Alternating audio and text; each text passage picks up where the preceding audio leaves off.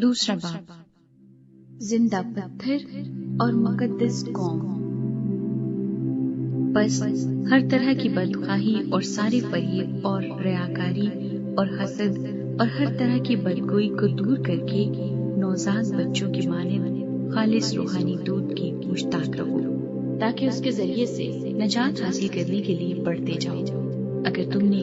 खुदावंद के मेहरबान होने का मजा चखा है, उसके यानी आदमियों के रद्द किए हुए पर खुदा के चुने हुए और कीमती जिंदा पत्थर के पास आकर तुम भी जिंदा पत्थरों की तरह रूहानी घर बनते जाते हो, ताकि काहिनों का मुकद्दस फिरका बनकर ऐसी रूहानी कुर्बानियां चढ़ाओ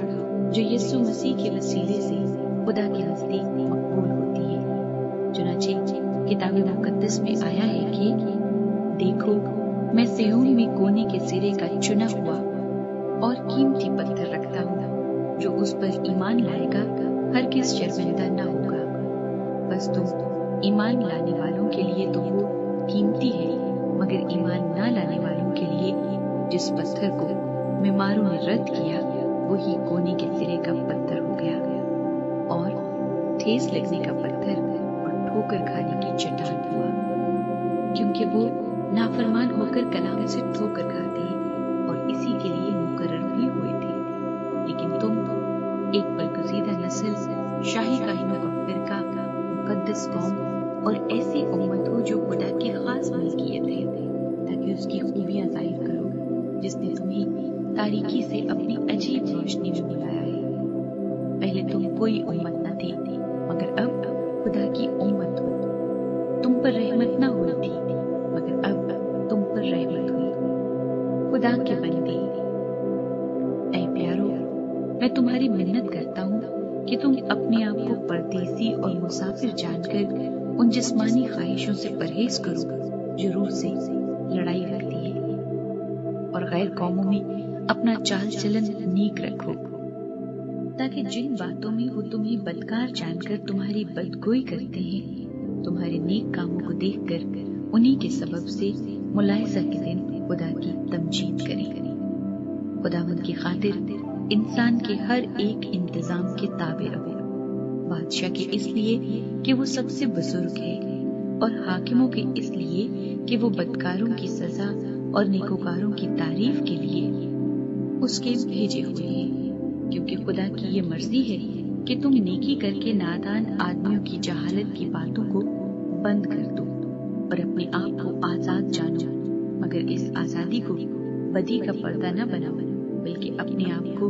खुदा के बंदे जानो। सबकी इज्जत करो, बरादरी से मोहब्बत रखो, खुदा से डरो, बादशाह की इज्जत करो। यीशु मसीह के दुखों का नमूना।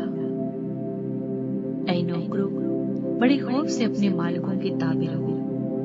ना सिर्फ नेकों और हलीमों ही के, बल्कि बदमिजाजों के भी,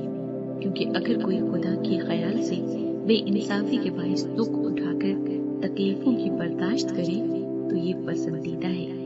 इसलिए कि अगर तुमने गुनाह करके मुक्के खाए और सब्र किया तो कौन सा फख्र है। हाँ, अगर नेकी करके दुख पाते और सब्र करते हो तो ये खुदा के नजदीक पसंदीदा है, और तुम इसी के लिए बुलाए गए हो, क्योंकि मसीह भी तुम्हारे वास्ते दुख उठाकर तुम्हें एक नमूना दे गया है, ताकि उसके नक्शे कदम पर चलो।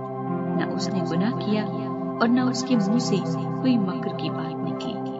न वो गालियां खाकर गाली देता था और न दुख पाकर किसी को धमकाता था, बल्कि अपने आप को सच्चे इंसाफ करने वाले की सुपुर्द करता था। वो आप हमारे गुनाहों को अपने बदन पर लिए हुए सलीब पर चढ़ गया, ताकि हम गुनाहों के एतबार से मरकर रास्तबाजी के एतबार से जिए, और उसी के मार खाने से तुमने शिफा पाई, क्योंकि पहले तुम भेड़ों की तरह भटकते फिरते थे, मगर अब अपनी रूहों के गल्लाबान और निगहबान के पास फिर आ गए हो।